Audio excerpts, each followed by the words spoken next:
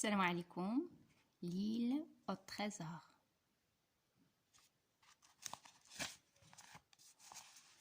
Le titre, la lunette. Le déjeuner fini. Monsieur Trelawney me demande d'aller porter une lettre à John Silver. Tu n'as qu'à suivre le quai, me dit-il, et tu trouveras son hôtel, la lunette. Je pars, heureux de voir des navires, et je trouve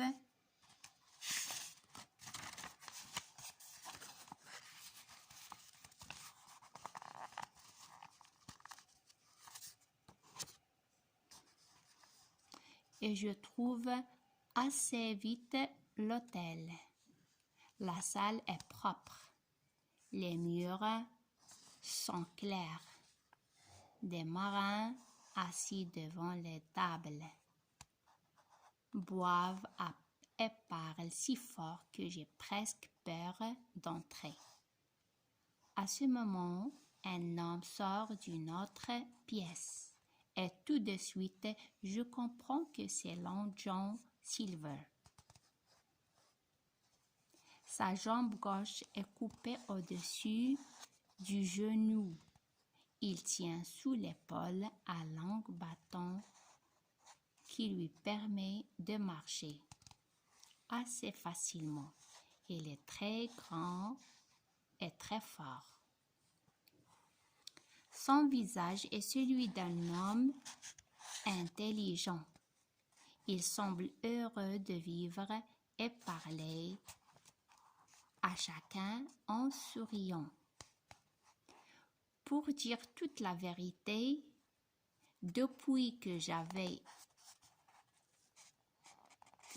lu la lettre de Monsieur Trelawney, j'avais peur.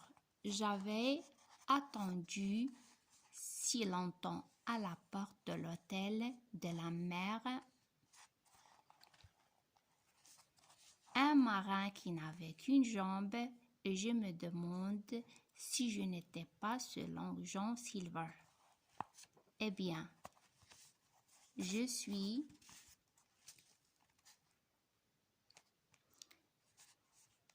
sûre à ce moment de m'être trompée.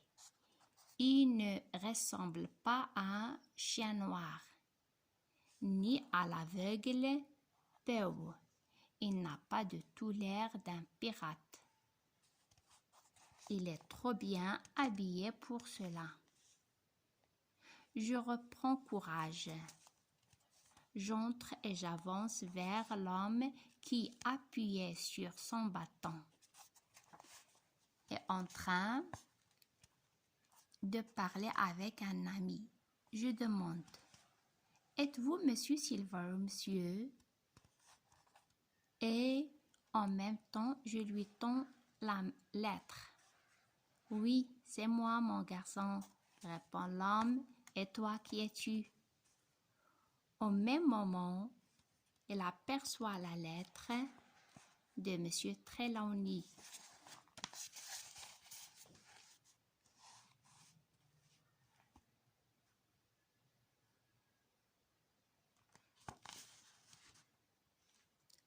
Ah, dit-il, très fort et en tendant la main, je vois qui tu es. Je suis content de te connaître. Et il prend ma main entre ses gros doigts.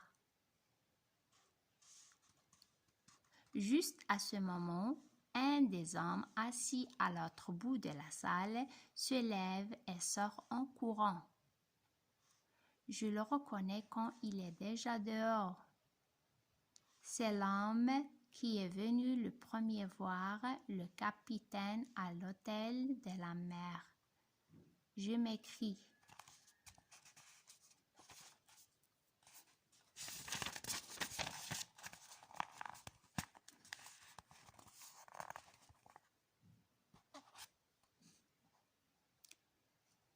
Oh là, arrêtez-le, c'est chien noir. Je ne le connais pas, dit Silver, mais il n'a pas payé. Vite, Harry, arrête-le, attrape-le. Harry se lève et court à son tour. Il revient quelques minutes plus tard et dit qu'elle a perdu l'homme de vue. Long John m'accompagne. L'hôtel où M.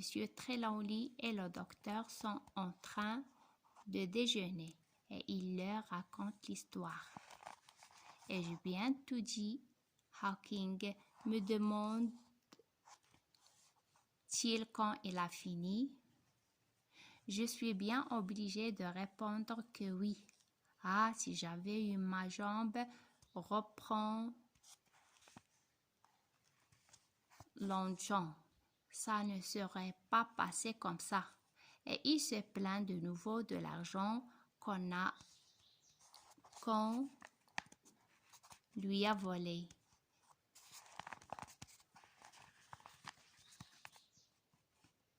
Il a l'air si malheureux que tout le monde rit.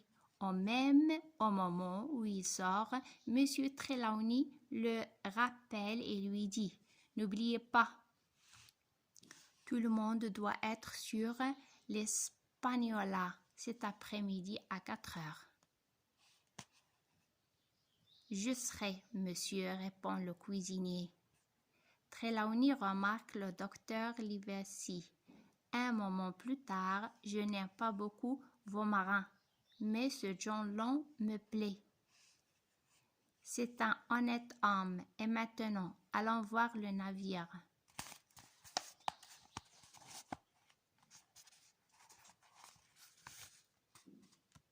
Et c'est fini pour aujourd'hui. À la prochaine, Inch'Allah.